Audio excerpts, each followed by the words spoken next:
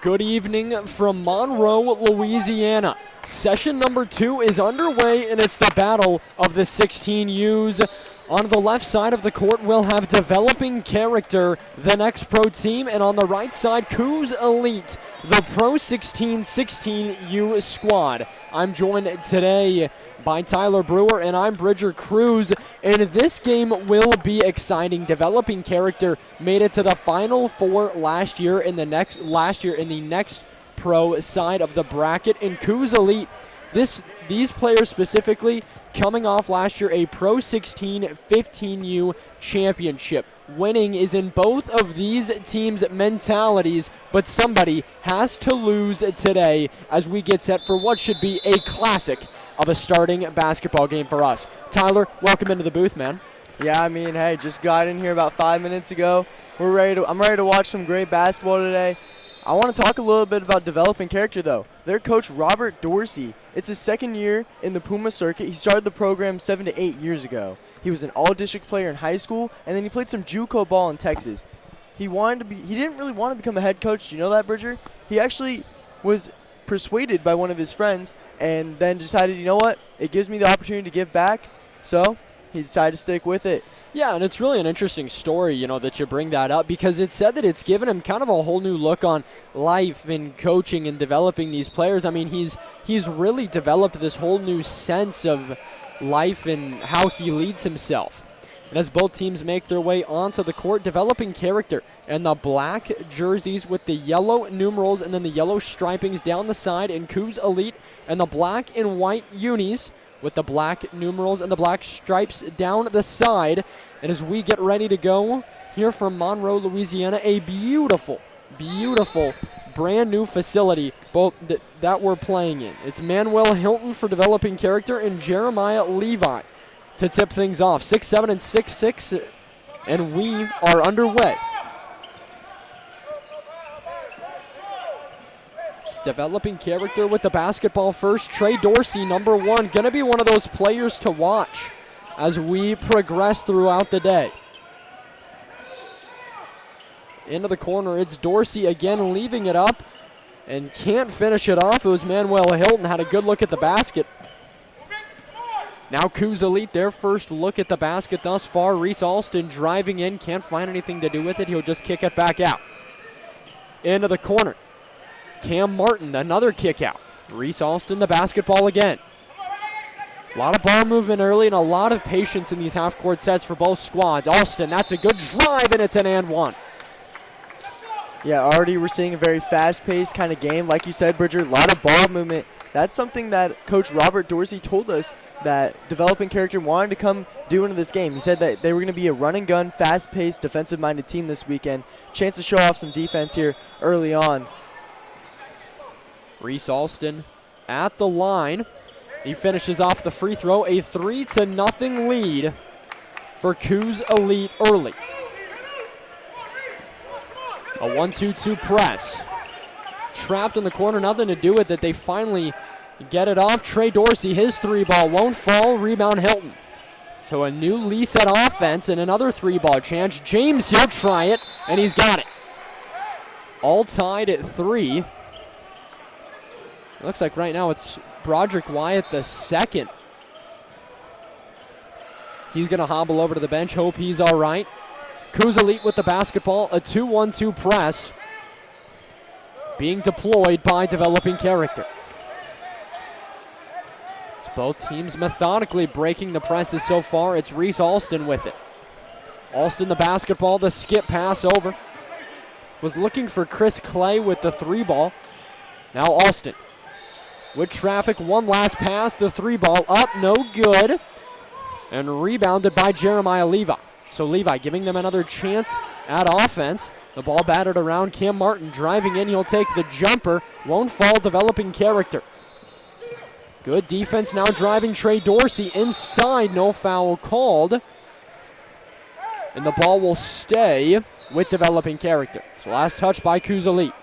And I want to go back to that Chance James three-pointer just a little bit ago. He's one of the most well-rounded players on this Developing Character roster. He can really do it all, and so it's great seeing him hit a three early on here. Long pass. Dorsey's got to run all the way back to the other side of half court. Ball knocked around. It should stay with developing character. Ball hit off of 2 different feet. We had a perfect view at that. It's a correct call. Chance James to inbound. All tied at 3. 2 minutes have gone by. A stifling defensive event. Hilton can't get his hands on the basketball. It's grabbed by James. Jeremy Williams passes it back up to Dorsey at half court.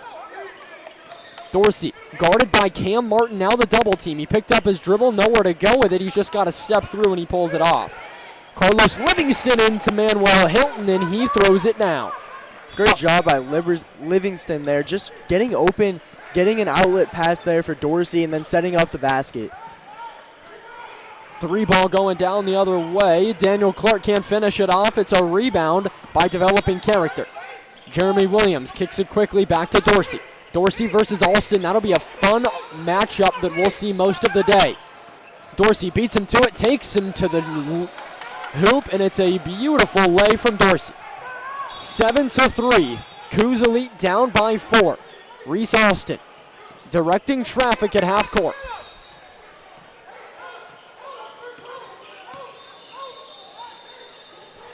Extra pass. Chris Clay sitting in the corner with it. Now back up to Daniel Clark. Alston the basketball. Driving in, has a lane. Can't finish it off, but he's heading to the charity stripe. And it was a good effort there from developing character, trying to contest the shot there, but when the arms come down, the refs are going to call that 9 out of 10 times. And so just a little bit of an unlucky play, but that's what's going to happen. You got to keep the arms up, and that's what this league's all about, is just developing, getting into good habits. Reese Alston already 2 for 2 at the line. He had the and 1 bucket to start the scoring for the game. Alston, a 4-star recruit with offers to Texas Tech, Stanford, and Texas A&M. High-rated player, and he's 3 for 3 from the line. Already with 5 of his team's 5 points. Dorsey the basketball, he loses it, and it's going to end up being a travel. That press paying off for Cougs Elite. I love a good press. It's really well done. When you run a press well, it is one of the most effective plays in basketball. It disorientates the whole flow of the offense. When you don't, though, it gives up free buckets. So good job from Cougs Elite running a great press right there and getting the turnover. Alston calmly dribbling the ball across the timeline. Dancing around. Outside in the corner looking for Chris Clay. Dorsey pulls down the rebound. Avoids the trap, just hands it off to James. Developing character struggling to get the ball across. They find Livingston. Inside Manuel Hilton lays it in again. He's been in the right spot at the right time 2 times now, and both times it's been Carlos Livingston getting the assist.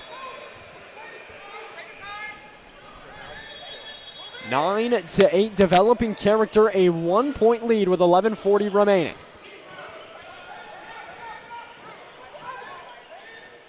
Three ball. That's going to fly, and it's going to go. Noah Musney. Cougs Elite takes a 2-point lead, 11-9.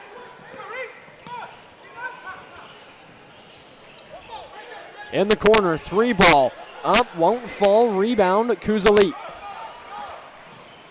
Jeremy Williams, the 6'2" small forward, was looking for it. Cam Martin driving in, loses the basketball. Trey Dorsey, a fast break. Oh, a good pass inside. And Jeremy Williams can't help out his teammate and give him the assist. Yeah, and props to developing character for stopping Cam Martin in transition. That's one of the best factors about him. He's a very high motor player, and he's really progressing that jumper too, Bridger. Really impressive there that developing character was able to get that stop and then hopefully turn this into some transition buckets. Dorsey inbounds to Livingston. A 1-possession game. Cougs Elite trying to save that ball and bounds. It's Musney that's able to wrangle it in. Alston calmly dribbles that ball across half court, waits for the play call. 10:35 remaining. Cougs Elite up by 2. Inside, Chris Clay kicks it back out to Alston. The no-look pass to Musney. More patience, no shot clock either, so these teams can take as much time as they want. And Chris Clay doesn't need more time than that. He buries the triple. And what a find there from Alston, getting the skip pass across the court to set that up. All around great team chemistry on display from Coos Elite. A 5-point lead from Coos Elite, and a lot of it, you talked about it, not only is it chemistry, but it's also great ball movement and great half-court sets to keep these threes floating. Yeah, and I'm really surprised, too, by the press that Coos Elite is showing us. It's really throwing developing character out of all sorts of rhythm. Really, the only times that they've gotten points is when they've gotten lucky passes out of the traps where Hilton has been able to cut to the basket and get the dunks. But overall, that Coos Elite press is really throwing off developing character early on here. And DC, they call the timeout. With 10:15 remaining in the first period, it's 14-9, a 5-point Coos Elite lead. And this is a team, this Coos team, that you cannot afford to start getting down big because they are not going to let you get back into this game.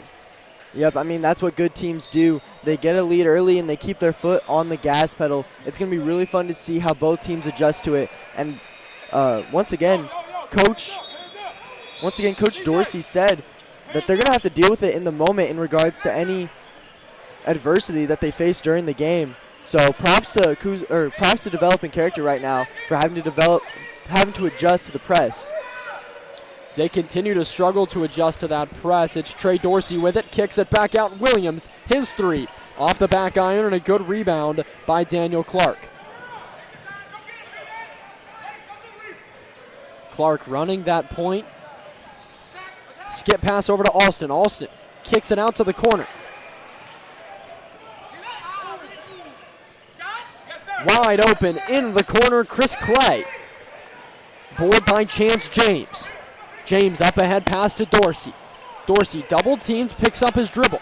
Lost in the corner, he finally is able to get it back out to James. James has it at half court, back now to Dorsey. Dorsey has to chuck that ball up, nothing really coming offensively. And a foul called off a good drive from Jeremy Williams, but this Coos Elite team is forcing the guards to play almost further up than the volleyball line at this point, so it's making it really difficult for developing character to run any sort of an offense. Yeah, and I don't care about the technical term for it. I call it nightmare defense because it is the offense's nightmare. You have nowhere on the court where you are safe from getting pressured, and you got to make a perfect pass, otherwise it's going to be 2 points or 3 the other way. Well, it's one of those things where if you're doing that, one, you need your guards to be comfortable handling the basketball, and then you need to be moving off the ball. Look for the backdoor cut.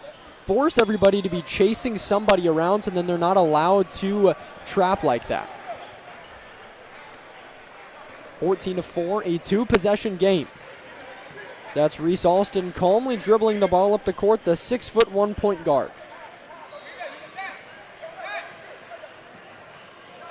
Feeding it inside directly to his opponent. Kobe Dantzler picks up the basketball. Dorsey tries for the tough lay. Hits the deck, and now it's a fast break for Daniel Clark in Coos Elite. He'll let it fly. Won't go as Chris Clay looking for the triple. Yeah, missed opportunity there for Coos Elite. They had a 5-on-4 with the shoe flying off on the other end of the court. Ball deflected, so it'll stay with developing character. James to inbound. Gets it up inside to Kobe Dantzler. Dantzler dancing around at half court, gets it up to Dorsey. Looking for the backdoor cutting Carlos Livingston. Hilton, he's fouled by Reese Alston.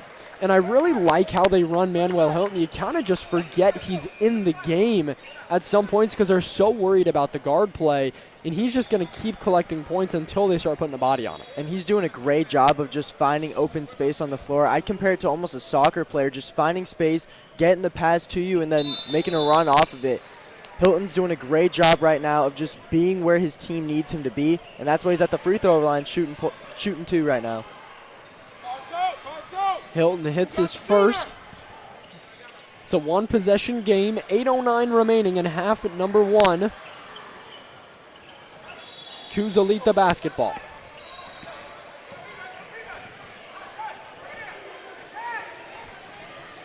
Broderick Wyatt the second driving in. He'll kick it back out to Cam Martin.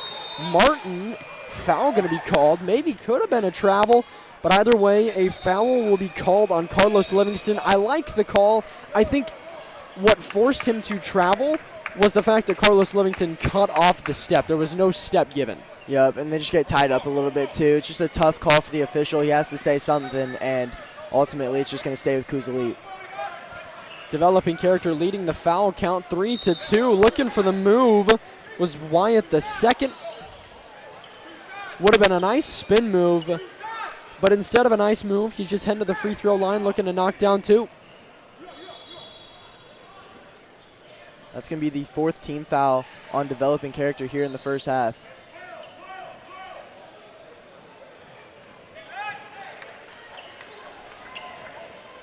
Paul's talking to Coach Rafer Alston about his squad. He said of Broderick Wyatt II, he's a versatile guy that can do just about anything on the court, and he can play all 3 levels very efficiently. So if there's a mismatch there, he's going to exploit it at every possible level, which a guy like that is so tough to try to match up.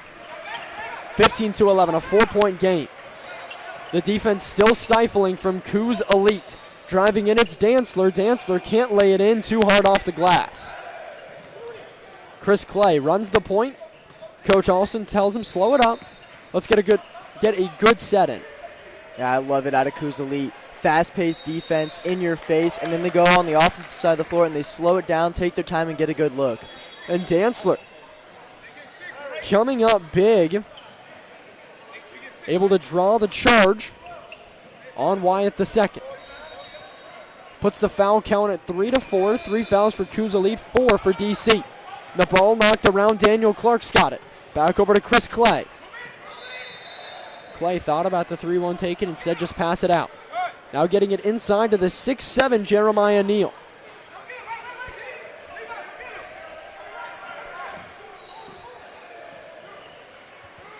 Clay has it again, left wing. Back to Wyatt II. Good jumper for him from the corner, too strong off the side of the iron. Carlos Livingston looks for the lay, ball knocked around. Stay in the hands of developing character. High. Ball could have been anybody's game, and said Carlos Livingston, nobody by the basket for Coos Elite. Everybody for Coos kind of thought that they were going to get the basketball, so nobody even within the 3-point line to play defense. Yeah, and it just kind of worked out for DC. I would have liked to see them reset, but the loose ball goes out to them to get an easy bucket out of it. Deep 3 ball from Chris Clay, didn't put enough mustard on it. Under 6 minutes remaining in half number 1, 15-13, and we're tied up. Tough bucket from Kobe Dantzler. And that bucket right there is exactly what Kobe Dantzler offers to this team. And that's a big reason, too, of why his team won state this year in Louisiana basketball. Daniel Clark, top of the key. Jeremiah Neal pulls down the offensive rebound, getting harassed by Hilton, and he lays it in through the trees. 17-15, a 2-point game. Coos Elite responding quickly.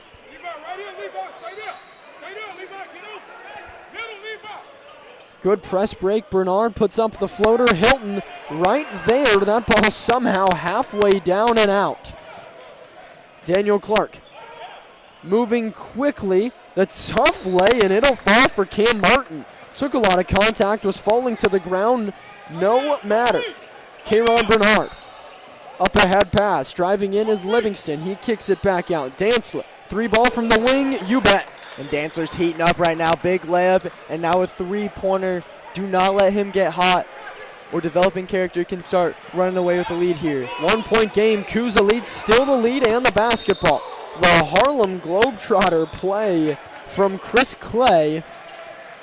He gets fouled.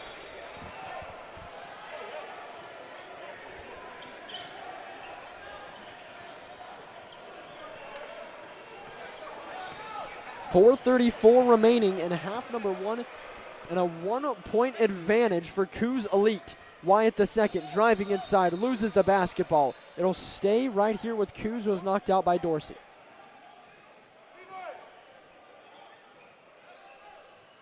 Reese Alston to inbound the basketball. He had a strong start to the game. We haven't heard much from him since.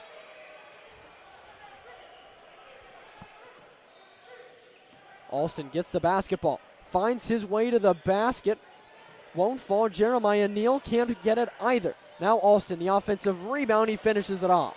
Third time's the charm. Now 21-18, that press still persistent for Coos, nearly forcing the turnover at will. Inside of the Euro, will send Cam Martin to the line. And what's been going on with that press is DC has been able to not really pass the ball quickly, but they've been very efficient with it. But right there, that slower pace ends up costing them with a less than stellar pass, and it goes the other way for Coos Elite, and that's why they're shooting 2 right now. Cam Martin, when talking to Coach about him, he's a guy with a high motor. He thrives in transition. And also defensively, the guy plays defense with tenacity. And I mean, that even shows up on the film that we were watching as well, Tyler. The guy plays hard-nosed defense. Yeah, I mean, he's exactly the kind of guy you want on your team. He's putting 100% into every single thing he does.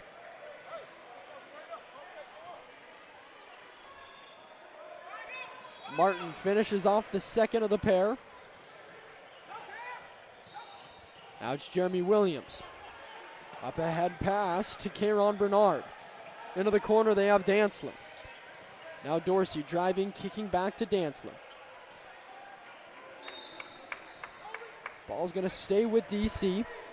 And at this point, Tyler, it's really tough for DC to do anything offensively. It's more just trying to not turn over the basketball, it seems. Yeah, well, DC's trying to get the ball into the corner, and that's what's actually kind of costing them right now is Coos Elite's able to get an easy trap in there, making it almost impossible to pass out of. And Wyatt II using that big frame to just bully his way through. Ball knocked around. It's a fast break. Reese Alston, two-handed slam for him to put his team up by 8.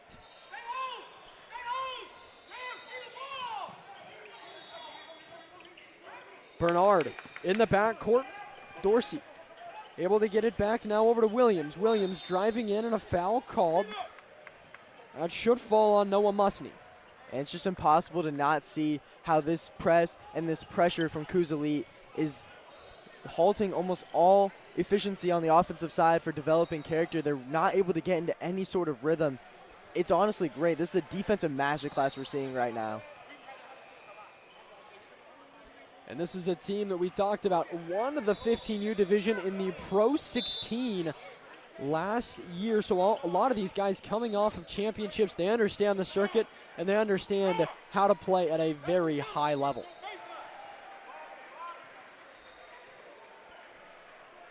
Williams hits the second, puts it back to a 7-point game, 26-19, and we're under 3 minutes remaining in half number 1.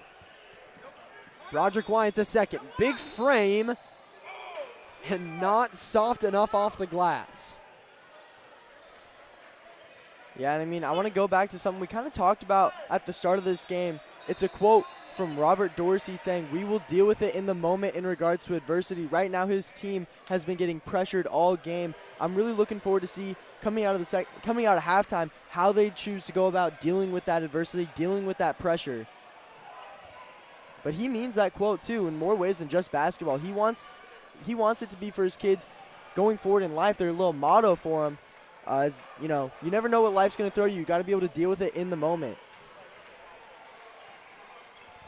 Broderick Wyatt the second, finishes off the second.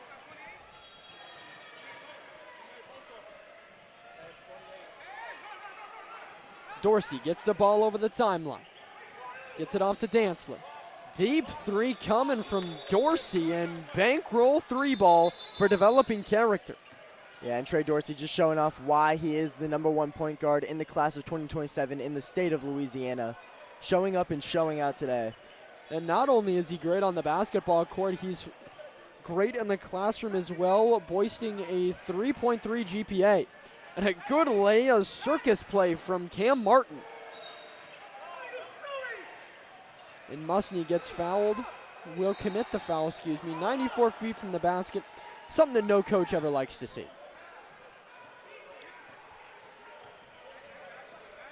Dorsey dribbling the ball up. inside, wide open lane, Kayron Bernard. 30-24, developing character beginning to make a push with less than 2 minutes in this first half, and another turnover for Coos Elite.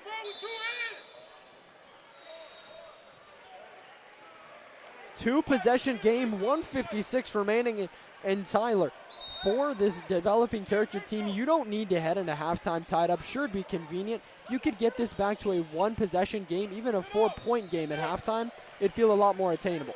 Williams inside, he's fouled. I mean, yeah, Bridger, I feel like I sound like a broken record, but just with how high pressure this Coos Elite defense has been, you got to be happy keeping it within 10 points right now, keeping it within striking distance of being able to go and take a lead here in the second half. And you get a player like Trey Dorsey or Jeremy Williams or Kobe Dantzler that gets hot, and you're going to be right back into any game.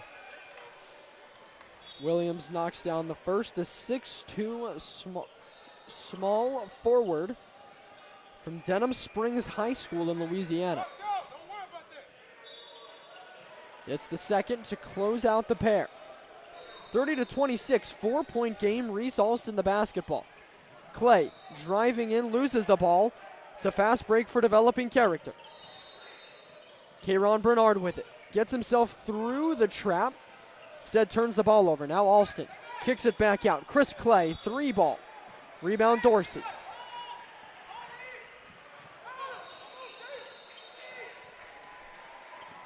Dorsey with it from the volleyball line.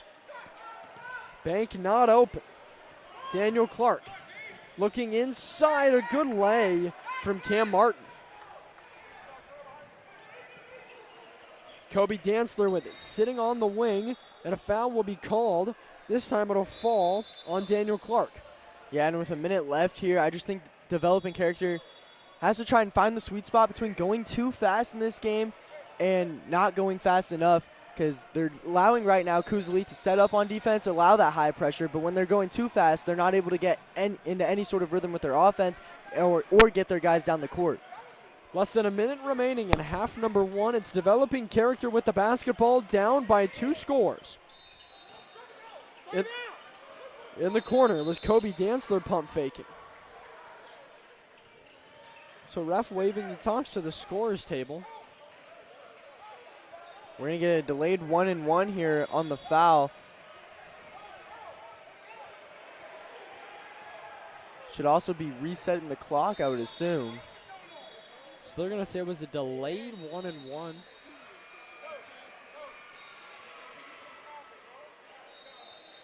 So they're discussing it, so it was like a delayed 1-on-1 kind of a thing. Since there were 7 fouls, developing character should have been shooting from their last foul. So we're looking through the rules and talking to Rayford Alston right now. I've never heard of this either, so this is something I think he's just fine for his guys, trying to figure out what exactly we're talking about. Well, yeah, I mean, no coach is going to want to give up just free throws when their guys haven't fouled or when the refs missed a call. I mean, that's not in their control at that point. Yeah, and Coach Alston's talking about who is the foul on.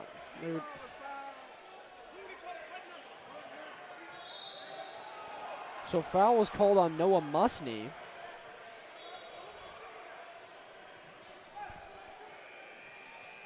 So we're just trying to figure out who the shooter is.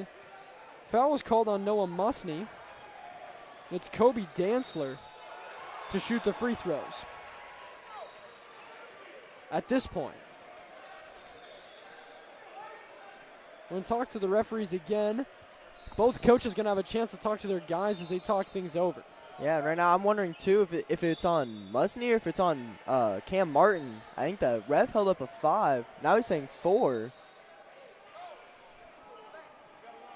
A lot of confusion going on here at court number 3.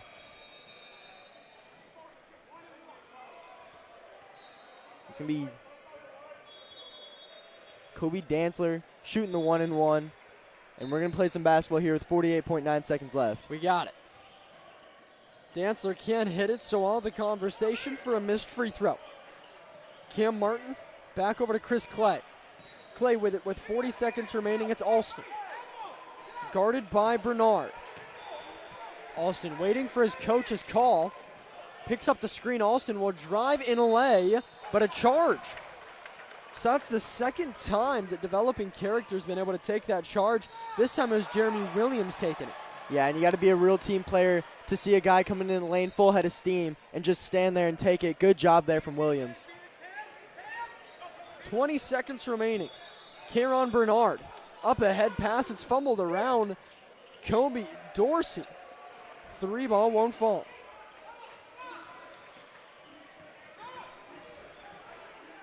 Reese Alston got the ball poked away. Now Developing Character, a chance for it now. 2 seconds remaining. Up ahead, it's blocked, and that will end half number 1 with some chaos. 32-26, a 6-point advantage for Coos Elite Pro 16 against Developing Character, the next pro squad. And we'll be back for second half action after this.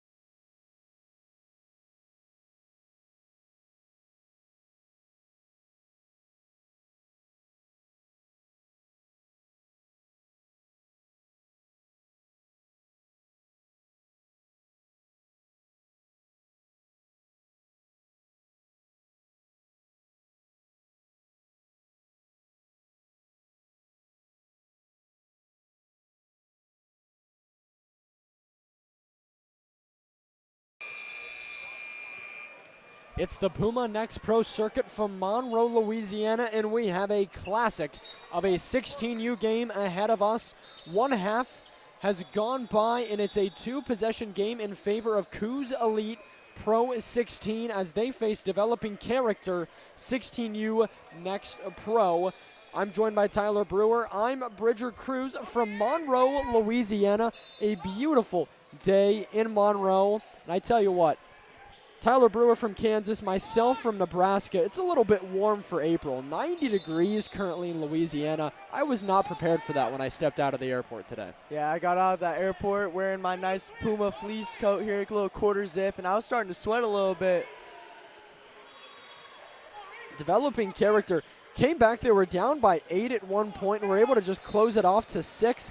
Manuel Hilton takes some contact. He's got to kick it out. Dorsey, extra pass, 3 ball in the corner, not strong enough. Rebound, Carlos Livingston, and the ball ripped away. It'll go into the hands of Coos Elite. Reese Alston with it. Thought about the spot up three instead. The nice lay for him. Back to 8 points. The press still persistent. And Jeremiah Levi ends up with the basketball. Reese Alston with it, right wing. Beginning to go to work. Takes that screen. He was looking for the jumper. Instead, Broderick Wyatt the second. He'll put up the three ball. Off the front iron, rebound this time by Levi. Again, the 6'7" frame of his, tough to compete with. And then Broderick Wyatt the second using his big body to put his team up by 10. Chance James, the left wing. Back to Jeremy Williams. Williams at the volleyball line.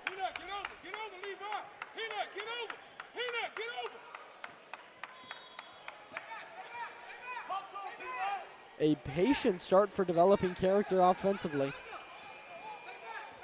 They tried to run a lot of fast-paced offense in that first half, and that did not favor them.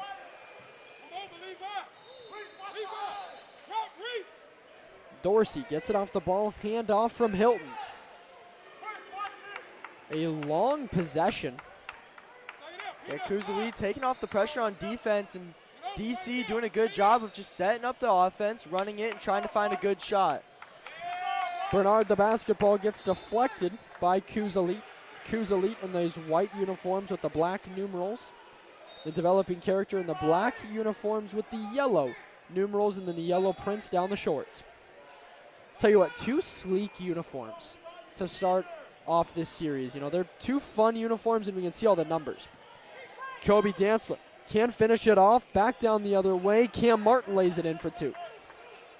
Quick transition offense for Coos Elite. And a great job from Martin there, finishing through contact. Accidentally caught a little bit of an elbow at the end of that play and able to finish through it. No dice from Jeremy Williams off his three ball. Cam Martin with it again, and it's a foul on developing character, and more specifically, Chance James. 38-26, a 6-0 run to begin this second half for Coos Elite. Developing character yet to score. They just haven't had many chances to do that. Alston gets to his spot quickly, trying to score from that second level. Looks like he might have gotten fouled on the elbow.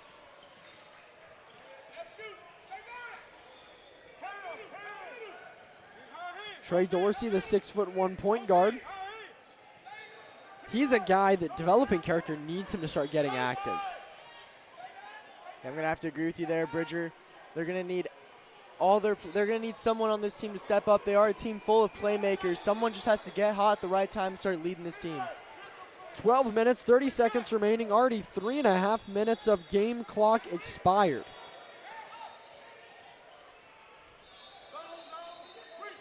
I don't think Coos Elite cares too much about the clock ticking down if they're not giving up any easy buckets. Dorsey, three ball, right wing, bang. Long offensive possession results in a much needed three-pointer to cut the lead back to 9.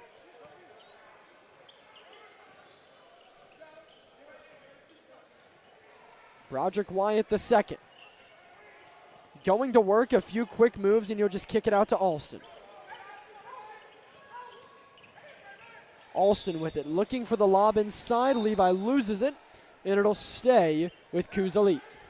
All game, Alston's been doing a great job just driving in and finding an open guy. These no-look passes for him have been hitting pretty well so far, and they've been setting up some easy looks. Inbounded quickly to Alston. Looking for Levi on the pick and roll. They find him, and Hilton able to deter the shot enough. So now developing character, a chance for it now. Dorsey hit his three on the last possession. This time he turns it over. Alston, a 2-on-1, not in his favor. Takes the contact, avoids the block, but it rims out. Wide open three-pointer, Trey Dorsey. And a good rebound. No finish, but it was Chance James, the great offensive rebound, and that's a shot you're going to want back. Broderick Wyatt the second, kicks it back out to Chris Clay.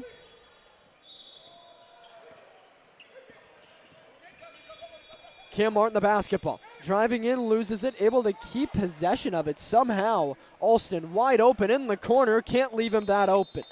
Timeout taken by Coos Elite. They lead by 12 now, 41-29, as they are beginning to take control in the second half. And I'm loving the guard play, especially on the defensive side. These guys on the backside are acting like safeties, breaking on passes, trying to get it tipped away, get a steal. It's been working out pretty well there. I really love seeing Trey Dorsey almost get one on this end of the floor. Didn't work out for him. Turned into a good bucket for Coos Elite. And right now, something's got to start changing for developing character. You've got to find a way to start scoring offensively down by 12 against a team like Coos Elite. Like we talked about, once you start getting down, they're not going to allow you to get back into this game. You were lucky enough to get back within 6. You've got to try to do that again.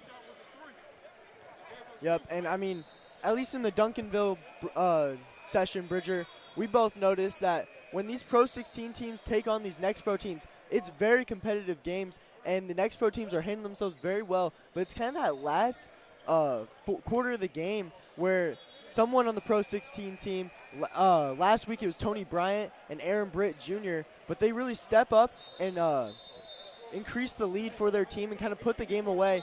I'm looking to see if Coos Elite has someone to do that here. I'm looking towards Reese Alston to be that guy. On the other side, though, someone's got to step up for developing character. Maybe Trey Dorsey hit some more threes. He had a big three just a little bit ago with a man coming down on him. Let's see if he can't get hot here. 10:40 remaining. Was a timeout taken by Coos Elite to draw something up. Developing character of the basketball. In the corner, Chance James hits the three. 41-31, back to 10.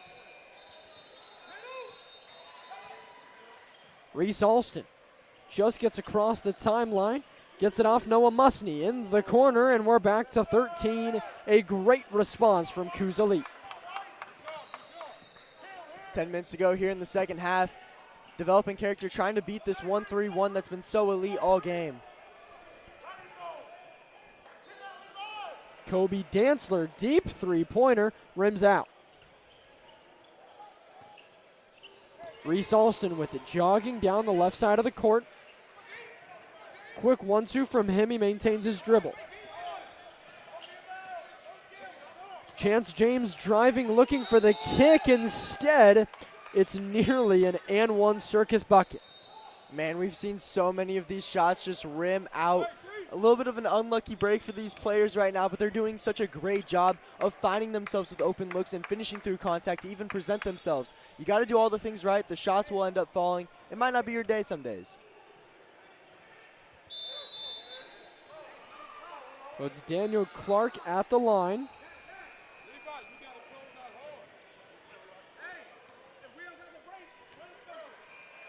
9:33 remaining in half number 2. Daniel Clark goes 0 for 2 from the line. Trey Dorsey, the basketball, still the 1-3-1. Zone defense causing problems, and now foul called on Coos Elite. It'll go on Broderick Wyatt, the second. And Reese Alston might be one of the best point guys for that 1-3-1. I would like to know his wingspan because he's got so much reach out there.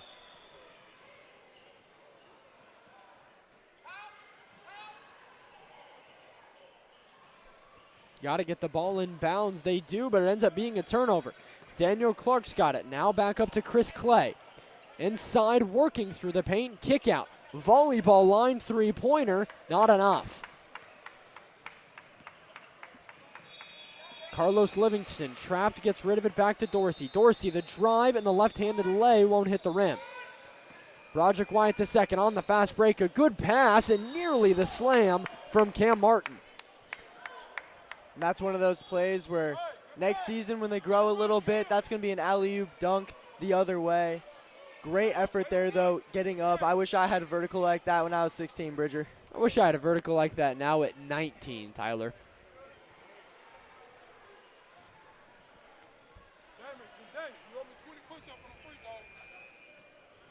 So Cam Martin, nearly a highlight-worthy play. But instead, he's at the free throw line. He hit his first. And he splits it. Trey Dorsey jogs the ball up the court, loses the basketball. Ball kept alive. And it'll be an over and back call. Jeremy Williams kept it from going out of bounds, but it was going to be over and back regardless.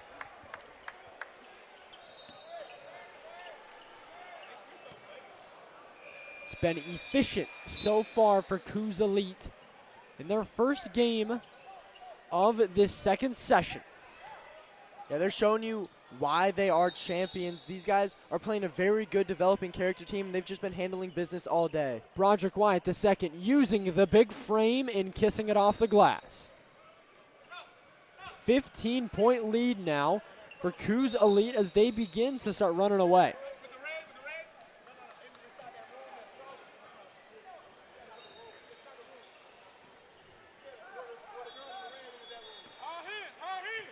Developing character, the basketball, 7:45 remaining in regulation. Got to start doing something offensively if they want to start chipping away at this lead. In the quarter, they find Dantzler. Now again, Caron Bernard driving, and he stepped out of bounds.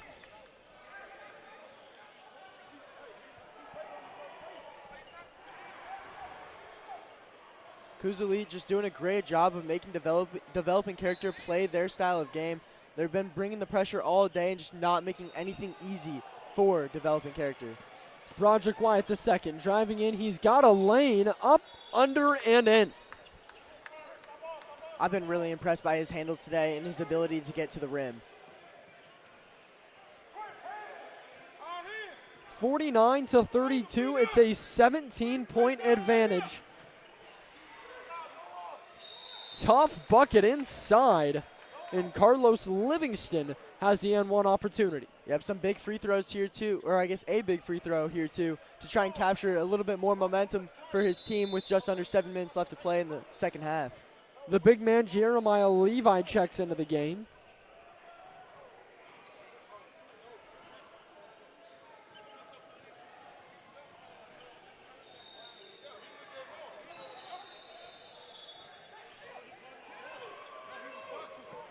Coos Elite now the basketball, under 7 minutes remaining. Good idea now to press for developing character. Noah Musney has it, trapped in the corner, got her to get it over to Alston, he does. Alston nearly loses the basketball, instead hands it over to Jeremiah Levi, but a double dribble negates it. I like the pressure that developing character brought with that press. It's something that maybe they could have tried doing a little bit earlier in the game. They tried it a couple times, but Coos Elite was able to break it. They do a good job of adjusting. And again, Kobe Dantzler quick to the rim, taking contact, and he's going to be rewarded with a trip to the stripe. Second straight and one opportunity here for Livingston.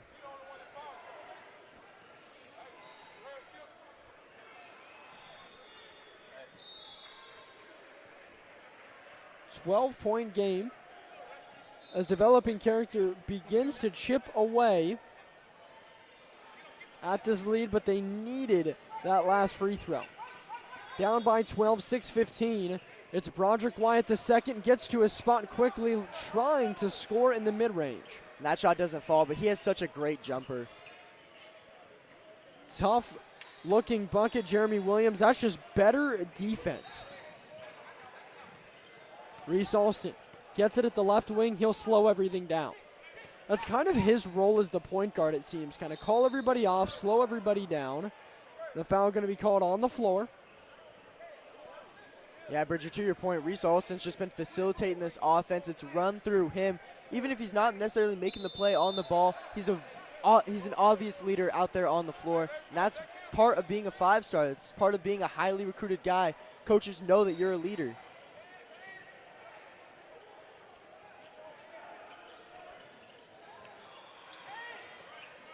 Alston, we kept talking about him. He's got the basketball again. Now to Daniel Clark. Clark lost it, able to get it back. The trap won't work. Instead, it's going to be Wyatt the second, finding an open Cam Martin, and Martin's fouled hard. Yep, and if you are going to foul on a shot, you cannot let him get it off. Good job doing nothing egregious there, but not letting the shot get off. Cannot be affording to give up any and one opportunities this late in the game when you're trying to make a comeback.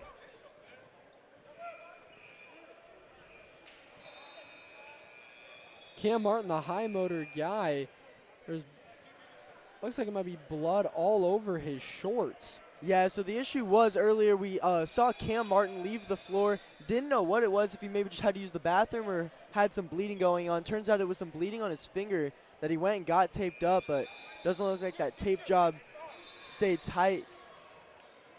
Yeah, I think he's going to have to end up changing shorts after the free throws here.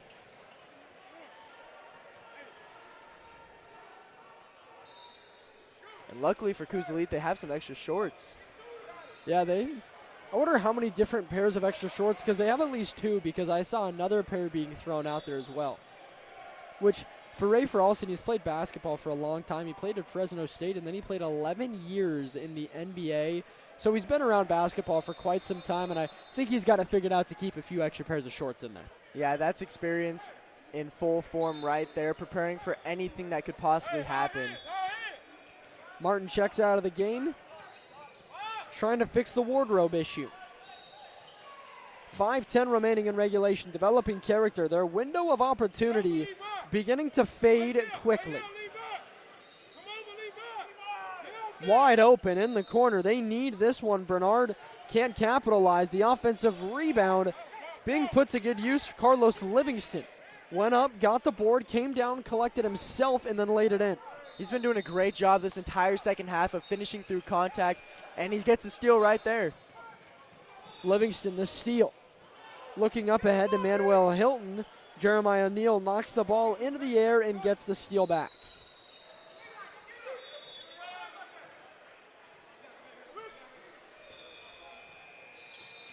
Reese Alston, top of the three-point line. Quick handles for him. He lost the basketball, able to get it back.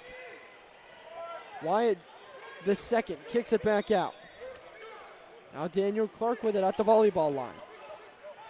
Takes a screen from Jeremiah Levi, kicks out into the corner. Quick three ball going up. Off the back iron, boarded by Dorsey. Wide open, Kobe Dantzler hits it. We're back within single digits, 50-42. Last 4 minutes of the game, it's going to be big for developing character to hit more threes like that. They also got to get some stops here on defense. Reese Alston doing a great job facilitating the offense. Wide open in the corner, burying the triple.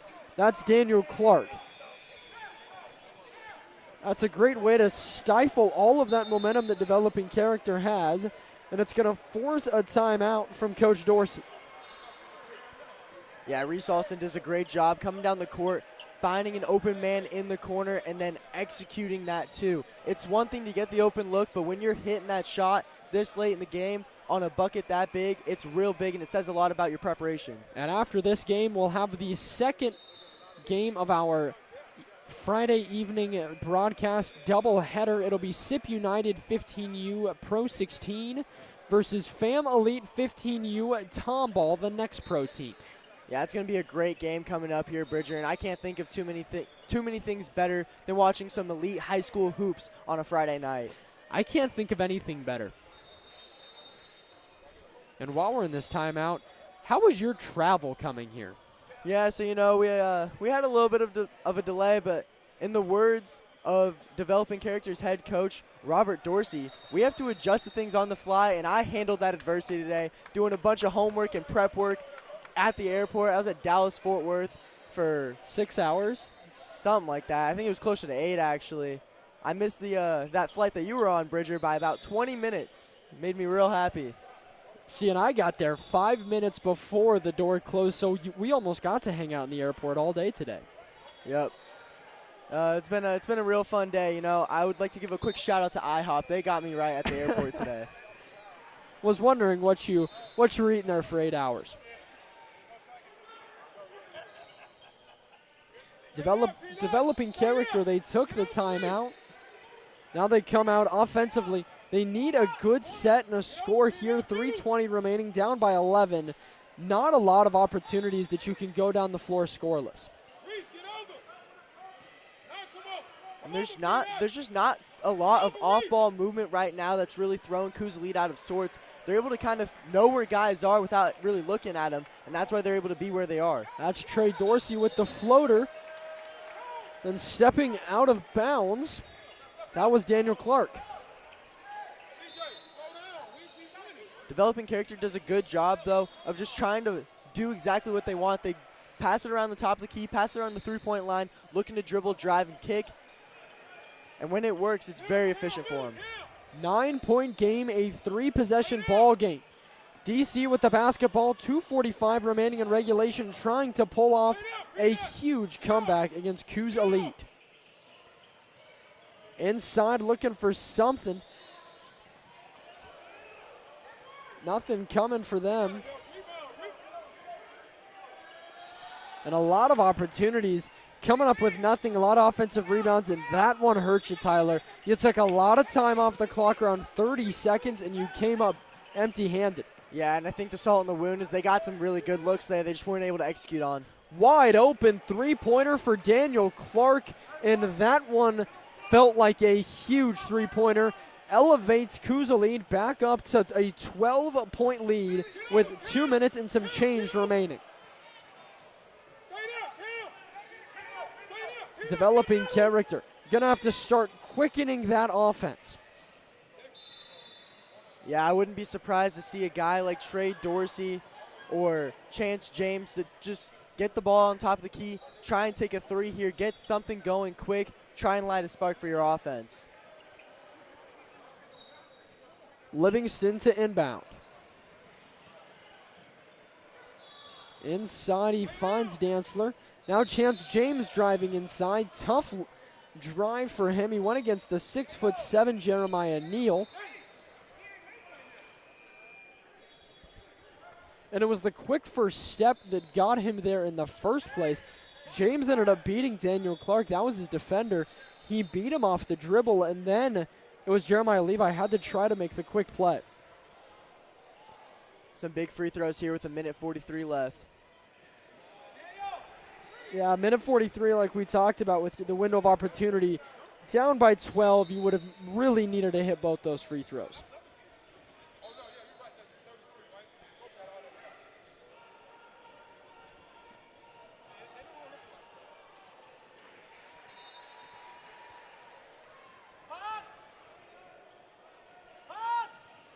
James knocks down his second, splits the pair.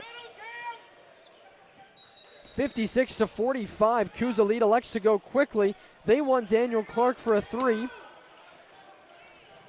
Developing character, the basketball, a chance with it now. Chance James, a lot of time to set up for the three. Had a lot of time but didn't square around. He missed that shot off to the left side. That's where his shoulders were pointing. Got to be able to square up to the hoop there. I know you're trying to go quick, but you got to make sure you're doing it right. Cam Martin with it, he's fouled. It'll be foul going to be called on Kieran Bernard. Yeah, developing character does have a couple fouls to give here. Only 4 team fouls currently with 1:13 left.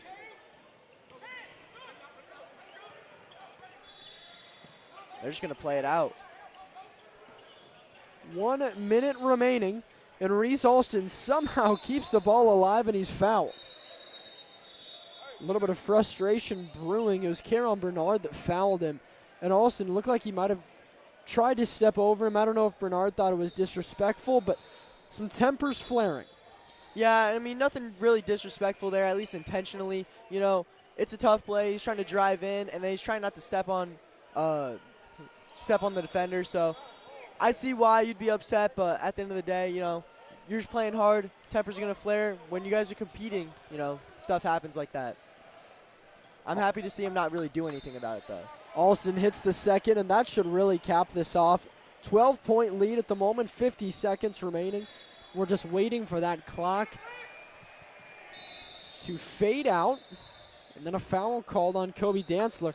That's the right call, too. The passing lane was obstructed just at the last moment. Dantzler went to throw that pass, and then his pivot foot moved.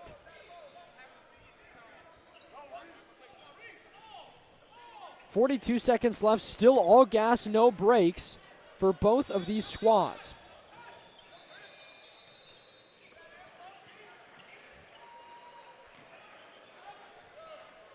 Cam Martin gets it back to Alston.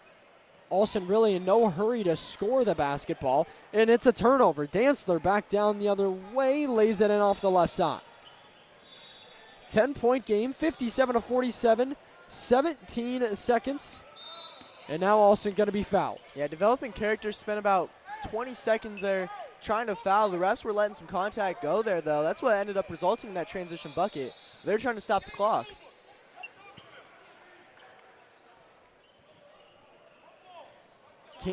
Cam Martin to inbound. He gets it inside to Daniel Clark.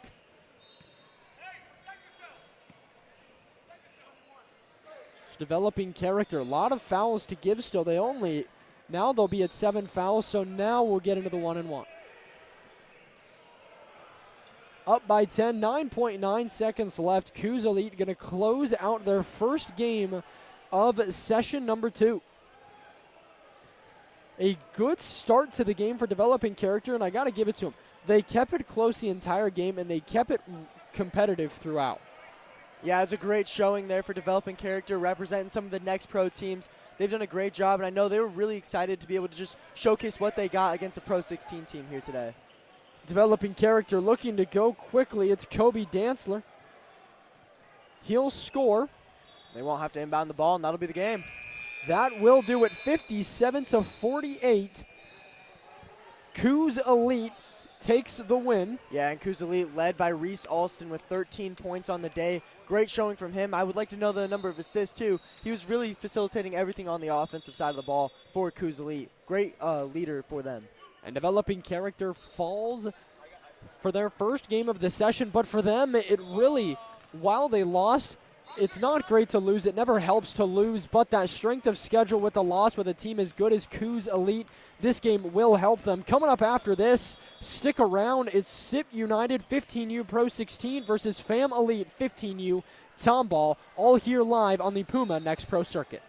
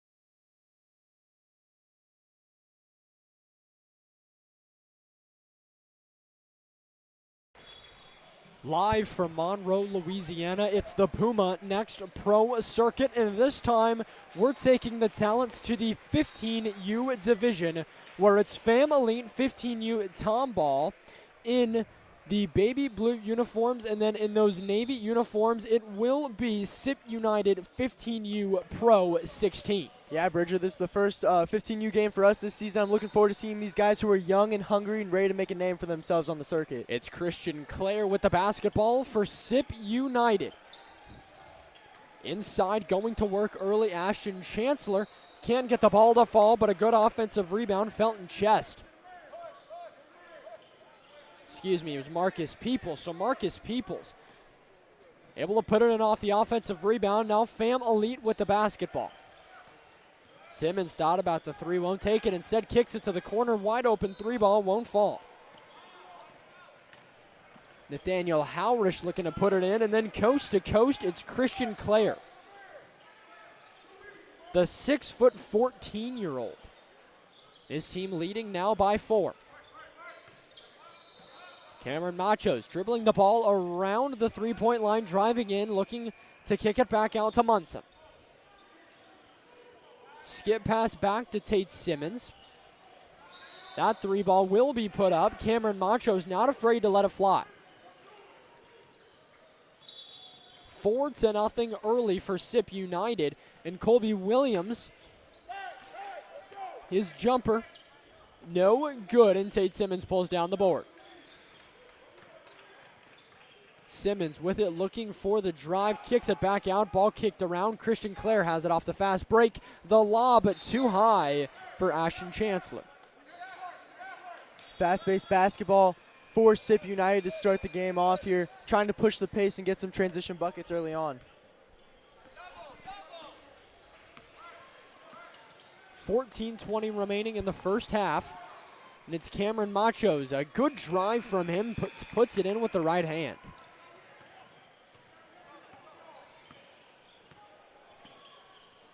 Colby Williams with it now, kicks it back out. Christian Clare looking for the three ball. It's knocked around and kept in possession of SIP United. Colby Williams, spot up three-pointer, rebounded by Cameron Frank of Fam Elite. Again, this is that 15U division of the Puma NXTPRO circuit, and that's a big block from Tyson Sims.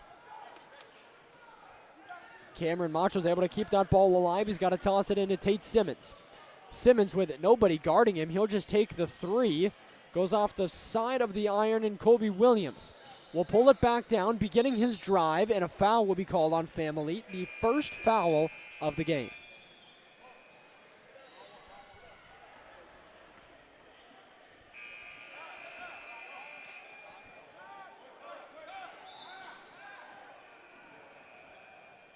Coming in for SIP United, Tyson Sims will head out. Kirksey Warlick from Toledo High School.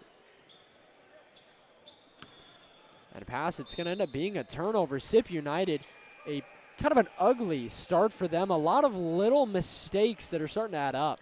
Yeah, both teams really just got to try and settle in, find some rhythm here, and figure out what's going to work for their offense, whether it's getting the ball inside or letting it fly. Machos handling the basketball, and it's a turnover this time by Fam Elite. So we saw in the last game that we just called Coos Elite, the Pro 16-16U squad. They had this stifling defense that forced all of the guards up for character development. Yeah, and I would argue, too, that SIP United right now, with the pressure they're bringing, could be even worse. You got a guy like Austin Chancellor with that big of a wingspan, that tall of a guy right in your face as a guard, and you're only 14, 15, so you're about 5'10". That's tough. Cameron Machos with it. It's knocked around back into the hands of Nathaniel Howrish. So Howrish looking for it. Last touched by Christian Clare of SIP United.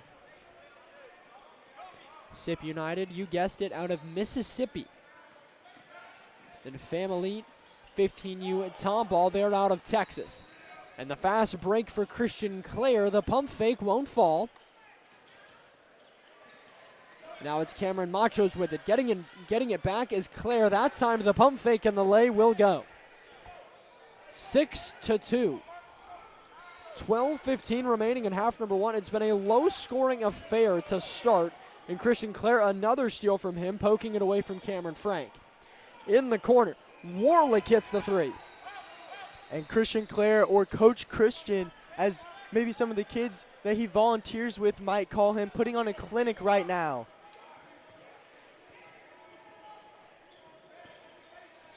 Nathaniel Howrish into the corner. They get it to Machos. Machos lost the basketball. It'll stay with Family.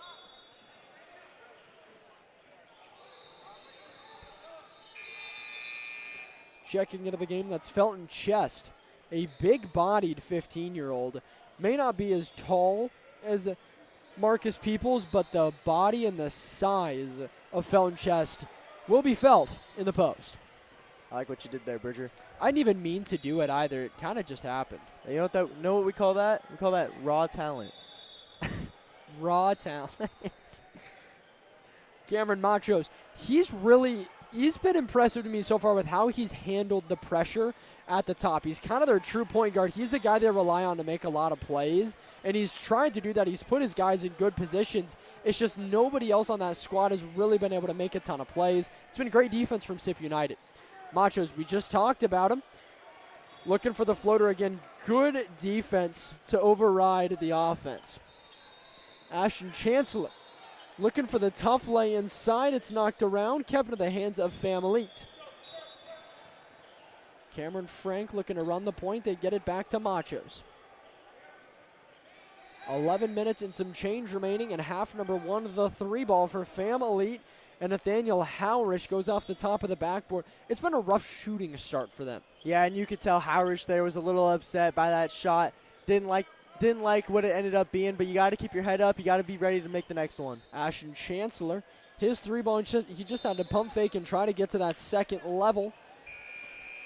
The mid-range also has not been friendly in either game that we've seen today. No, and these rims, too, haven't been too friendly. A lot of rim outs early on here in session two.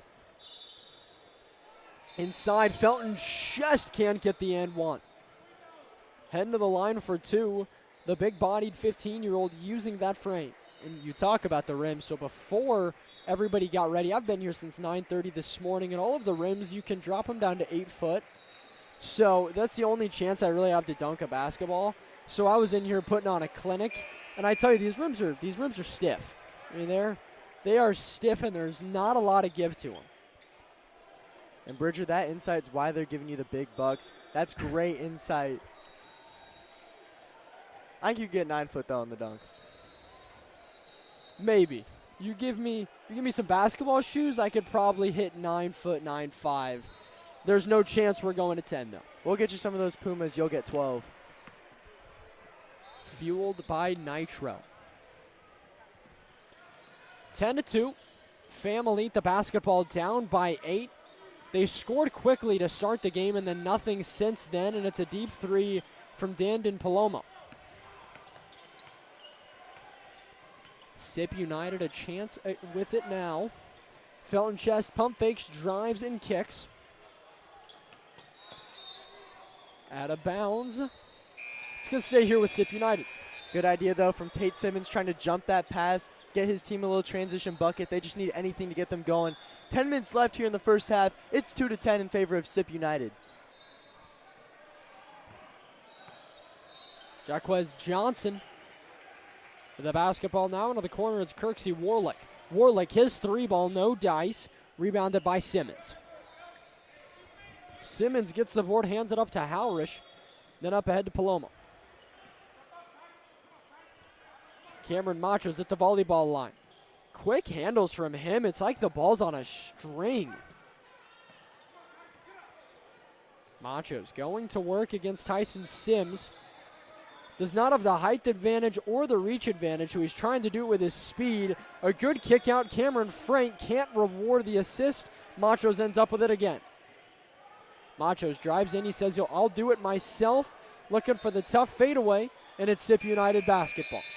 And that play right there reminded me of Russell Westbrook getting all those rebounds and kicking it back out to his teammates late in I forget who, the opponent of that game, but it was in the NBA playoffs. But Cameron Machos putting the team on his back a little bit and really impressing me with his handles early on right now. When you're talking about Oklahoma City Thunder, Russell Westbrook, that's a special place in a lot of basketball fans' heart. The triple-double machine. Yeah, you know, prime Russell Westbrook might not have anything on my Paulo Banchero, but hey.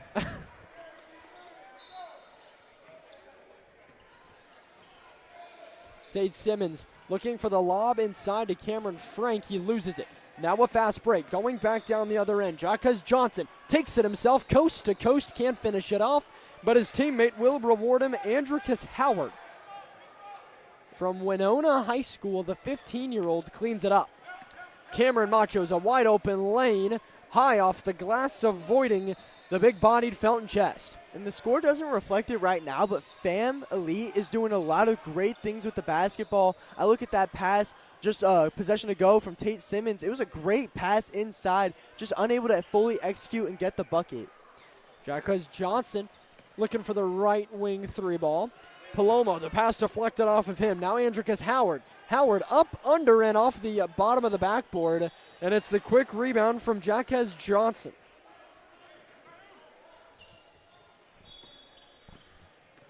Tate Simmons, the basketball, picked off again. Sip United looking like a bunch of cornerbacks. A lot of passes picked off, and they're starting to build up this lead they have.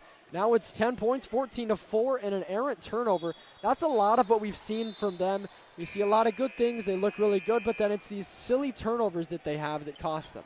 And honestly, I would just chalk it up to both these teams are excited to be here, and it's got them playing fast, but it's got them making some simple mistakes. I think after halftime, we're going to see the best version of these teams. They're going to really settle in. They're going to adjust to the moment, and they're going to be able to be playing their best basketball. 7:40 remaining until halftime. And it's going to be Sip United basketball. A good play. It was Kobe Munson, and Tyson Sims just hits the ball straight off of Munson's foot. Jacques Johnson.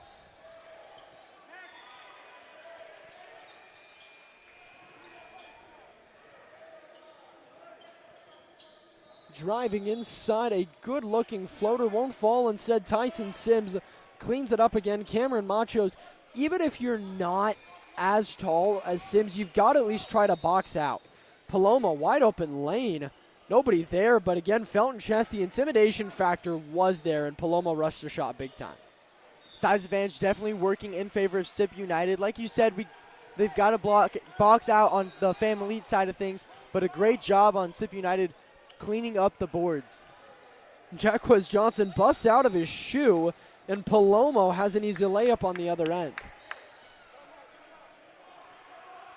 Sip United going to call the timeout so Johnson can get back into his shoe. So fast the Scoot Hendersons can't hold him. Takes a lot to be doing that. But with 6:46 right now and Sip United up 10, Bridger, I'm going to turn it over to you. What do you think Fam Elite needs to do to settle into this game and cut into this lead? I think at this point, if you're Fam Elite, you've got to have faster ball movement. You've got to be getting that ball around. You are not going to win the size battle. You're not going to win the length battle. You're not going to win the height battle. So you've got to try to work yourself outside in, force some of these defenders to have to stay at that three-point line and respect you shooting, so then you can get the lanes and also get Cameron Machos the basketball, screen for him, and let him go to work. He's kind of the guy for them right now, and he's a guy who you want to be creating. Love everything you just said there, especially the final part of that. Cameron Machos, I feel like, has to get going for Fam Elite right now for them to start getting a spark on offense and start getting back into this game. Kirksey Warlick the basketball. Sip United passing the ball around, and a good-looking jumper from Williams won't fall from the corner. Now Machos, we just talked about him, a good pass. Palomo, can he reward the pass? It looks like it might have been blocked. Marcus Peoples pulls it down. Warlick up ahead to Williams, and another errant turnover for Sip United. And a rough start for them, the chemistry just not there. Yeah, I mean, a lot of these Fam Elite guys do have chemistry. A lot of them out of Mongolia, Texas. So they've been playing with each other for a while. They have the chemistry. They kind of know what they're doing. What's holding them back is they're just not getting the buckets to fall for them, whereas SIP United is just struggling with passing the ball, going through guys' hands and going out of bounds. 6 minutes and some change remaining in half number 1, and it's Ashton Chancellor up ahead to Christian Clare. Chancellor thought that was going to go off the backboard for an alley-oop. It's a good thing you didn't touch that basketball, or else it would have been goaltending. Palomo looking for a wide-open Cameron Frank. Frank can't finish, but he's fouled, and that is great for Family. And what they've done a great job of is breaking the press and finding openings. Exactly right, Bridger. They're doing a great job of just making the right decision. You have to know, especially when you're getting pressed in high-pressure situations, where you want to go with that ball before it gets to you. And Family right now is showcasing that on full display right now. They're breaking the press. It's resulting in some good looks for them. They just have to execute. They got to get comfortable into this game, and they got to get some of these shots to fall. It's really tough on the inside, though, when you have guys like Felt in the paint. So Frank missed his first free throw, and he hits his second. SIP United jogs the ball back up the court. They lead by 11, 18-7 with 5:40 left in the first half. And the unfortunate tip back, Macho's got the deflection, and it went straight into the hands of Marcus Peoples. Family, though, able to play good enough defense to get the ball back. Palomo, he'll take the fast break triple, goes off the back iron. Now SIP United a good chance with it here. Williams inside, and a travel will be called. So the intimidation factor of Machos being very willing to take that charge resulted in a turnover. Another turnover and another guy busting out of his shoe. It's Christian Clare this time. Kobe Munson the basketball. Munson avoiding the block, but he didn't hit the rim. So now Kirksey Warlick with it. Warlick up ahead, and good play there to Colby Williams. I'll tell you what, some of these guys, they got to start tying their shoes better. We're looking for a double knot. Less than 5 minutes remaining, and Cameron Frank can't finish it off at the three-point line. Now Williams inside, up, under, no good for Warlick, but cleaned up in the post by Marcus Peoples. He has been dominant down low. Palomo, another up-ahead three-pointer in transition, won't go. Christian Clare wanting the track meet to resume, passes it up ahead to Williams, and he closes it off against Machos. Machos, a little bit of frustration for him, beginning to try to talk to his teammates. And it's Paloma, wide open three-pointer, and he hits this one. Third time's the charm for him.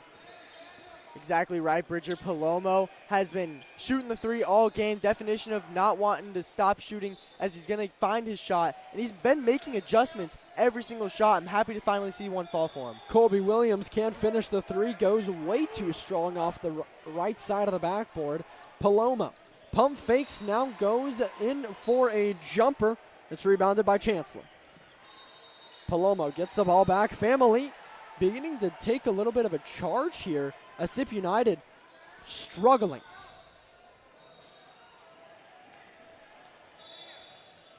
Christian Clare just walks the ball down the court, wanting to slow the pace down. Colby Williams wide open against Frank. Won't be an and one. Williams a little frustrated about it, but he's heading to the line. Yeah, 3:34 to play here. And like you've been saying, Bridger, it is a track meet right now. And I honestly think both these teams need to just slow it down, take their time. I think the fast break definitely favors SIP United a lot more than it does Family. But I think both these teams could just relax a little bit, get the good passes going, and settle into your offense, start building up some momentum. Coach Munson having a conversation with Kobe Munson. Palomo heads to the bench. Coach Munson telling him, hey, it's there. Keep shooting the basketball. That's the best advice you could give these Family guys at this point. You are getting open looks. You never pass up an open look. You should always be looking to take it. Williams hits his second free throw, makes it a 15-point game, 25-10. And to your point, Bridger, in the words of Dion Waiters, I'd rather go 0 for 30 than 0 for 9 because after 0 and 9, it means you stop trying. Mindset of a champion. Cameron Macho's the basketball. Good backdoor cut from Munson. He can't get the floater to fall. Now a fast break for Warlick. Warlick passes it off to Jacquez Johnson. Johnson can't finish. Good offensive rebound. And Andricus Howard, the hustle play for him. I did not think that was Howard getting up there. What a vert out of him. Looked like he was about to jump out of the gym. Macho's double team, nowhere really to go with it. He's able to lob it off to Munson. Good pass though from Munson. He kicks it back out to Machos. Pass picked away. Tyson Sims keeps it himself. Driving inside, it won't fall, but cleaning up again. The offensive boards have been a little bit of Sip United with a little bit more Sip United, and then finished off by Sip United. Simmons looking for the three, won't fall. Rebound by Jacquez Johnson. 2 minutes, 30 seconds remaining in half number one, and Johnson able to finish it off. 29-10, 19-point advantage as a timeout's taken by Fam Elite as the track meet continues. And Sip United, this is something that they're pretty used to. They play at this high caliber, high clip all of the time. And for Fam Elite, they only have 6 guys on this roster and a ton more for Sip United. So they can allow to run like that. But for Fam Elite, they might struggle in that second half. And I guess we're really going to see how conditioned are they early in this season. Yep, and I definitely think that for Fam Elite, just slow things down. Let Sip United run fast because you're getting turnovers off that. That's your best look right now. But on offense, you got to just take your time, try and get something, maybe off-ball screens, anything really to try and get your guys open. They're doing a great job of passing it, getting good looks. It's just not been falling for Fam Elite, but you got to keep shooting. You got to keep trying. If you stop shooting, you can't win the game. And also, Bridger, you talked about it a while ago in this game, how comparing these players to cornerbacks, I mean, you got guys like Kobe Munson and Kirksley Warlick who are football players in the fall. Warlick is a cornerback for his team. 15-9 record in football, might I add. Runs a 4.940 as a 5'10", 15-year-old. And if you watch some of his highlights, he's got a lot of potential at the corner spot. Cameron Macho's extra pass. Can't hit the three. Tyson Simmons the board. Inside of the drive, Macho's, it hits off his shoulder, and Sip United another chance. And you can just tell right now, it's just not Fam Elite tonight shooting the ball, but they are doing so many things right. The pump fakes, the dribble drive, the kick, it's all working for Fam Elite. They're just not getting the bucket to finish it. Speaking of bucket there, though, what a three. Cameron Macho's now the basketball's that lead is elevated to 24 points, 34-10. Palomo, he'll take the three. He's hit one, and he's confident to keep on shooting, and at this point, why not? You've got to keep letting it fly. Jacquez Johnson at the three-point line loses the basketball. It was good defense by Palomo that caught Johnson chasing.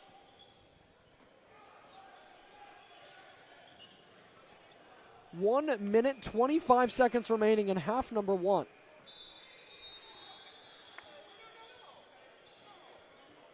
It's 34-10. They were trying to call an over and back. I don't think it was. It should stay Fam Elite basketball. Yeah, I think good decision there, waving it off. Cameron Macho's with it. Right side of the lane, high off the glass, and Felton Chess can't get there. What an impressive take there from Cameron Machos. Sip United with it. 1 minute, 2 seconds in. Andricus Howard, tough lay against Machos. It's good defense.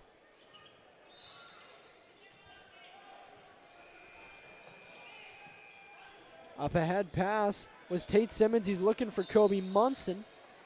It'll stay here with Fam Elite. 50 seconds remaining in half number one.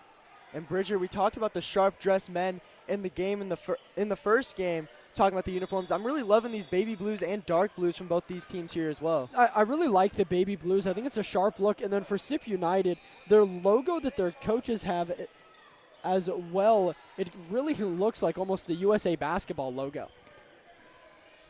And 33 seconds remaining in half number one. Sip United the basketball. Tyson Sims in the post. Hands it back off to Chess. Now back to Andricus Howard. Howard the basketball. 21 seconds left. Howard three ball into the corner. Good offensive rebound. Now Tyson Sims with it. Sims, he'll take the jumper. Rims out and another offensive rebound.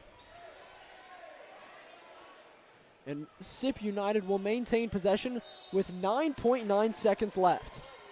Good spin move. Jacquez Johnson finishes off the shot. Tough lay for him, and it's 36-15, and that will end half number one, a 21-point advantage for Sip United 15U Pro 16 as they take on Fam Elite 15U Tomball Next Pro. We'll take a break and be back for more in the second half.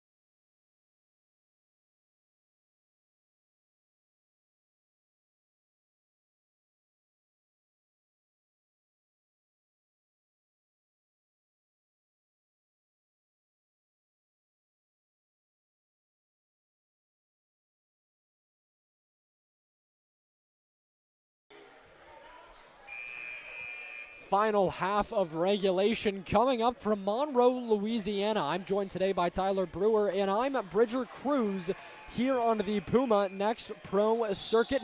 It's been an exciting two games so far. We just finished up calling what was a fun 16U game. It was Coos Elite Pro 16 16U taking on Developing Character Next Pro 16U.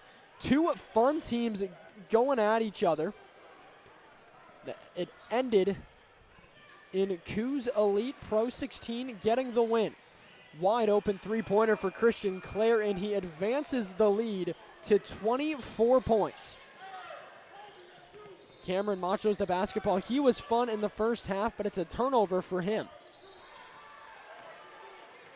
Tyson Sims that long wingspan, and there's not really anywhere on the court that he can't get to.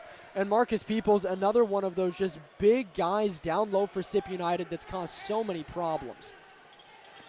Palomo gets it back to Machos.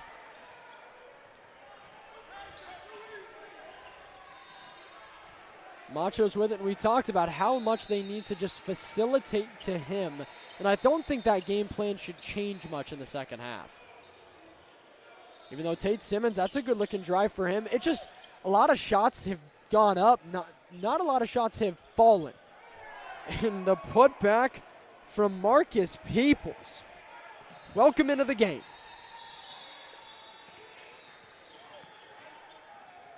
Palomo, his three from the corner. Rims out the offensive rebound, though, from Munson. Deep three-pointer from Machos. He lets it fly, a lot of confidence over, but he jogs back going, my bad, my bad. Marcus Peoples, he gets blocked by Machos. And I do love Machos' effort defensively, getting that block there on a bigger guy. I would say I would have liked to see him maybe pump fake that and drive. I mean, you're at the volleyball line. You're losing right now. You just need to find efficient buckets, high percentage shots, and that really wasn't one of them right there. But that is Colby Williams from Greenville, Mississippi.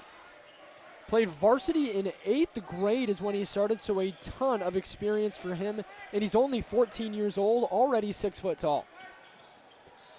Palomo, floater from the corner, won't fall, rebounded by Colby Williams. Williams pushing it up the court. It's a 4-on-5.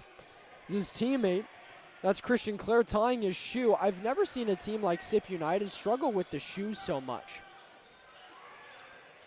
Inside high off the glass, Marcus Peoples, not sure how he even got that ball up and into the air, but somehow he not only does that, he lays it in, and it's a 33-point advantage for Sip United as they start off sprinting in the second half.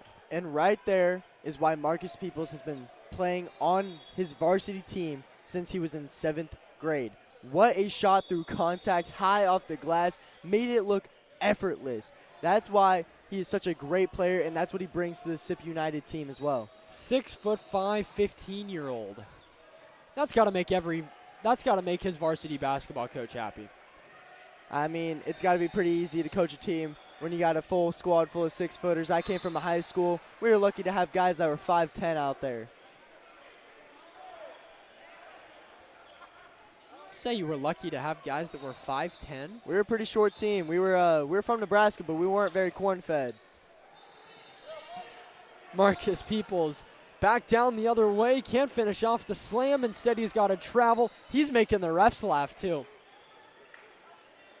Yeah, I mean, when you're up this big, you can kind of have a little bit of a chuckle about it. In a close game, obviously, that's one that he would want to have back, but it's a good opportunity for him just to get the reps in right now. You're going to see it. Next game, he's going to have that exact same opportunity. He's going to capitalize on it. Palomo inbounds it, and Peoples is going to hear about that right after this game. They're going to have to let him know about it. Cameron Frank pump fakes, good move, and it's an and one for Cameron Frank. He doesn't even think it should have been an and one. He's got to work on his poker face. I was going to say, we got to get these guys some acting lessons here. You got to go with it when that whistle blows. You can't let them know that it was a maybe questionable call.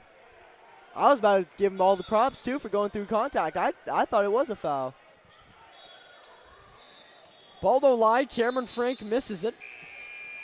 And ball knocked around. Sip United will have possession. 12 minutes, 15 seconds, and it'll be running clock now since it's a 20-point lead for Sip United. Now, I want to take a moment real quick, Bridger, to appreciate the facility we are in right now. Yeah. So many courts. We got the dividing walls right now. This is just a great place for basketball. 8 different games going on at once. 16 teams competing at the same time. Felton Chest had a couple of chances to put that ball up. Instead, Howrish pulls down the board, and he's fouled. 11 minutes, 40 seconds left in the second half here. What do you want to see here, Bridger, from both these teams as we end the game? A little bit of a blowout going on right now, but is there anything you're looking for specifically from either of these teams? You know, regardless of the score, this is a big game for the rest of your not only season, but just looking at this session as well. You need good games every single game. If you want to do well in the postseason, you know, you've got to be at the top of your game every single time. So for these two squads, you want to be pretty sharp heading into tomorrow. This is a great game to keep doing that and get yourself warmed up for 2 big games tomorrow and then a game on Sunday as well. One thing I'm loving seeing, too, is how these teams are handling this game right now. Family, there are times where the team can be down big and it gets a little chippy. Guys just stop caring as much about the fouls. Family is trying right now like it was a tie game. They're just trying to run their offense and get reps, and they're being very respectful, very sportsman-like out here. And on the other side, Sip United, too. They're not done taking their foot off the gas. They are playing also like it's a tie game in the championship.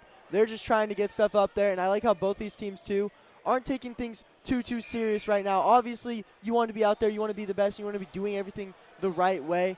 But, hey, you can have a little fun with it, too. That's what basketball is all about at the end of the day. Yeah, and you're right. It's just a game. I mean, that's just what it is. Williams hits his first free throw. The 6-foot-tall 14-year-old from Greenville, Mississippi. This year in varsity averaged Right around 11 points per game, 2 rebounds, and 1 assist. Not a bad stat line. Not at all, Bridger. Williams hits his second. We're under 10 minutes left. Some substitutions coming in for both squads.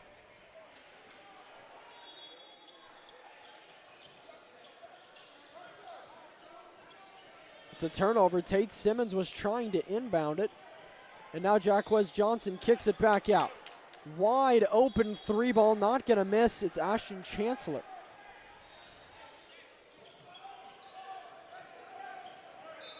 (52-17) now, a foul called. Kobe Munson got bodied. And for this SIP United Pro 16 team, they're looking to try to take this Pro 16 15U championship. Last year, it was actually, interestingly enough, it was Coos Elite 15U. It was their Pro 16 team, and a lot of those guys now on the 16U squad. So SIP United, kind of the Kings have left the throne a little bit for that 15U side, so SIP United looking to fill that void. Machos, he's fouled by Felton Chest. And I'd say they're making a pretty good statement as to why they should be considered the favorites to go and compete for that 15U Pro 16 championship. Still very early in the season, though, Bridger. Yeah, only the second session, so a lot still left to be learned.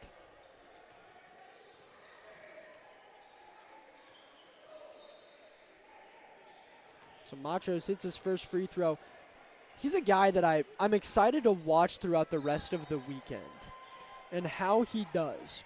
And I think we find some of those guys in every single game. Last week, it was Miles Academy. It was Miles, yes. And it was AJ Patterson. Yes, he was great all weekend. And then I think you were about to talk about Amon El Tadasi. Yes. How he broke the league scoring record last week in Duncanville. Great performance out of him. 48 points took the record from Joe Sterling. And he told you, too. He didn't even know he was close to breaking the record, so he started passing the ball around, getting it to his teammates. He probably could have gotten over 50. Jaquez Johnson lays it in, and his coach was talking to us, too, and he said that he missed a layup to give him 50. And what's funny was Sterling, when that interview was posted on Instagram, he commented and said 50 coming soon. So that'll be a fun one. Joe Sterling is a 4-star guy, smooth scorer. And Ashton Chancellor just about put Machos on his highlight reel. Yeah, I mean, to that point about Joe Sterling, though, you don't have to be playing against guys to be competing. Everyone kind of knows the offers people are getting, the points they're putting up, and they want to show that they can top that too. And that's just what makes the Puma League so great, and that's what makes NXTPRO so great. 6 minutes, 30 seconds remaining. At the line, that's Tate Simmons. Simmons, 15-year-old from Magnolia, Texas. There's a lot of different guys on this Family squad as well that are two-sport athletes. Kobe Munson, he plays wide receiver at Creekside Park Junior High. Simmons can't finish off the second free throw. 6 minutes and some change remaining into this ball game. This one will be called at 2 minutes, so we got around maybe 4 minutes left. Jaquez Johnson, the basketball, driving in, kicking it back out. SIP United just starting to run through some of their sets on offense, trying to get ready for the rest of this weekend. It's a good chance now for both squads to run through some things. And Andricus Howard lays it in. It's good defense to offense translation. Like I was saying earlier, I love that SIP United hasn't taken their foot off the gas pedal. That's what great teams do. They show up and they play until the final whistle.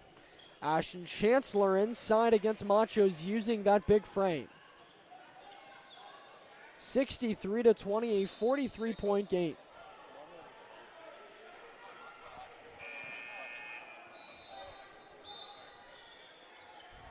Five minutes remaining, and the clock continues to tick down. I feel like just because of the score, we haven't given credit to Family. They played a much better second half than the first half, at least in terms of scoring the ball. They've been just staying with their offense, staying with what they're trying to do, and it's starting to pay off for them a little bit here. Obviously, SIP United, though, just showing why they're a very dominant team in this league. Yeah, SIP United, a ton of talent, chemistry together. They're really the full package at the 15U division. And for Family, this is a good kind of game to show, okay, if we want to be at the top of this, this is the level we need to be at. I mean, this is the level that you need to be at day in and day out. So sometimes it's good to get that kind of realization, especially this Family 15U Tomball team. They are a very new squad as well. Yeah, and I would say on the flip side for SIP United, they're up big right now, but the best part about this game for them is there's a lot of teachable moments for them. They're going to have a great opportunity to take what they learned in this game, take how they've played with each other, mesh together, and use that going forward for the rest of the season. Oh, for sure, and it wasn't all sunshine and rainbows for them either. They had in that first half, they had a lot of errant turnovers, a lot of little things that they just were not doing right. So there's still a lot to learn for the SIP United squad. Yeah, well, you know what? I'm happy to see some sunshine and rainbows. I'm tired of the thunder, clouds, and lightning from my travels today. I agree. You know, I'm a big roller coaster fan. I like that. It's just when I wake up from my nap on the airplane and I feel like I'm in a roller coaster coming from Omaha to Dallas, you know, that's just not quite as fun. No, not at all. And when you're having to try and surf the plane during turbulence to go to the bathroom, that's not very fun either. Yeah. But you know what? We got here and we got here safely. We did. More adventures from this season already. One adventure I'm looking forward to is checking out the Duck Dynasty warehouse, too, later on this weekend. Yeah, that one will be exciting. They're from West Monroe, so we've already decided we're going to go down there. Go check that out. And I will say, Monroe, nice little city. They're building it up. They're doing a lot of great things. I mean, this gym, like I said, is just one of the great things that they've got going here in Monroe, West Monroe area. Yeah, this brand new sports facility that they have. Pristine courts, great facilities, a lot of different options of food even in the facility. I'm going to have to explore those options here in about 25 seconds when this game's over because I've not eaten since that IHOP earlier today. So we're going to keep rolling through this 2 minutes. Since this game's on YouTube, and we're going to keep rolling through, give these guys the platform that they deserve to be put on these live streams. Absolutely, and we joke around a lot during these types of games, but these players are putting it all on the line every single time they're on the court, and I'm loving what they're doing, loving the effort that we're seeing. These guys are trying to make a name for themselves, trying to build their brand and show why they can play at the next level. And I would say on both sides, players showed up and showed out today. Andricus Howard finishes off the free throw. Cameron Frank with it, dribbling down, takes it himself, kicks it back out to Machos.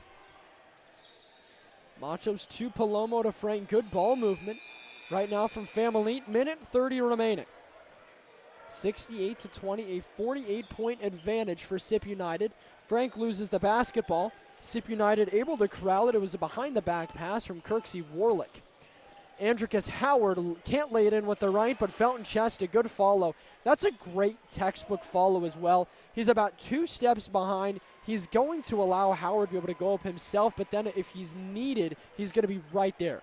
Yeah, and I'll say, too, like, these guys make it look so easy out there on the floor, getting those putbacks. I played some rec ball this past weekend trying to copy what I saw in Duncanville, and it is the furthest thing from easy, going midair and putting it back in there. So Cameron Macho is talking to his coach right now, and he just pulled a volleyball line three. He's got a big smile, and coach's like, man, I gave him the green light. I told him to shoot it. And it's a shot that I'm sure he's comfortable taking as well. Oh, yeah. And I bet there's a lot that they do in practice with just testing their range, building up that in their repertoire. Also, though, you talked about their conditioning in the first half and how we would see that with a bit of a shorter bench on the Family side of things. They've done just fine for themselves in the second half. They have. They've done very well on the conditioning side of things. Wide open in the corner. Not strong enough for Jacquez Johnson. And now we're nearing the final 10 seconds of play. Still all gas, no brakes. Palomo. Three-pointer. He'll just pull up, won't hit. Rebound, Felton chest, and that will do it. 74-20, a 54-point lead for SIP United. The 15U Pro 16 squad takes the win over Fam Elite 15U Tomball NXTPRO, a new squad to this circuit as they get ready for a lot of big games on Saturday. But for this Fam Elite team, it's not the end of the world. This SIP United is a great squad, and when looking towards the end of the regular season, what will become very important as well is strength of schedule, and playing a SIP United squad early, there's a lot of strength to that. So this game will end up helping both squads. It absolutely will. And on the other side of things, we just got to watch 2 great games, or at least I did. You've been here a little longer than me, Bridger, but I can't believe it's already over. Friday night hoops are electric, especially when you're seeing these great NXTPRO and Pro 16 teams showcasing what they can do on the floor. Yeah, and as the day begins,